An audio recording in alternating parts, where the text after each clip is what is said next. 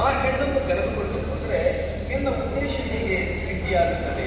ಆದ ಕಾರಣ ಈ ಹೆಣ್ಣನ್ನು ನೀನು ತೆಗೆದುಕೋ, ನೀನು ತಂದಂತಹ ಹೆಣ್ಣನ್ನು ನನಗೆ ಕೊಡುವ. ಬ್ರಾಹ್ಮಣ ವೇಷಧಾರಿಯಾದಂತಹ ಅಗ್ನಿದೇವನ ಮಾತನ್ನು ರಾವಣ ನಂಬಿ ಅವನ ಬಳಿಯಲ್ಲಿದ್ದಂತಹ ಹೆಣ್ಣನ್ನು ತಾನು ಕರೆದುಕೊಂಡು ಹೋದನು. ಮುಂದೆ ಅಶೋಕವನದಲ್ಲಿ ಕಷ್ಟವನ್ನು ಪಟ್ಟದ್ದು ಕಣ್ಣೀರನ್ನು ಇರಿಸಿದ್ದು ನನ್ನ ನಿಜವಾದ ಸೀತೆಯಲ್ಲ, ಆ ಬ್ರಾಹ್ಮಣನಂತಹ ಹೆಣ್ಣು.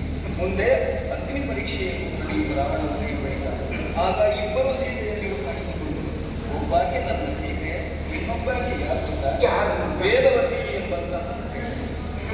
ಆಕೆ ನನ್ನನ್ನೇ ಪತಿಯನ್ನಾಗಿ ಪಡೆಯಬೇಕೆಂಬ ಉದ್ದೇಶದಿಂದ ತಪಸ್ಸನ್ನು ಮಾಡುತ್ತಿರುವಂತಹ ಸಂದರ್ಭದಲ್ಲಿ ರಾವಣನ ಅನಾವಶ್ಯಕ ತೊಂದರೆಗೆ ಒಳಗಾಗಿ ತನ್ನ ದೇಹತ್ಯಾಗವನ್ನು ಮಾಡಿ ಮತ್ತೆ ಅಗ್ನಿದೇವನ ಬಳಿಯಲ್ಲಿ ಆಗ ನನ್ನನ್ನು ಕೇಳಿಕೊಂಡು ನೀವು ನನ್ನನ್ನು ಮದುವೆಯಾಗಬೇಕು ಅಂತ ನಾನೇನಂತೆ ಗೊತ್ತಾ, ನಾನು ಆವಾಗ ಏನು ಪ್ರಸ್ತನಾಗಿದ್ದು ಮುಂದೊಂದು ದಿನ ನಾನು ಮದುವೆಯಾಗುವಂತಾಗಿ ನಾನು ಕೊಡುತ್ತೇನೆ ಅಂತ ಮಾತು ಕೊಟ್ಟಿದ್ದೇನೆ.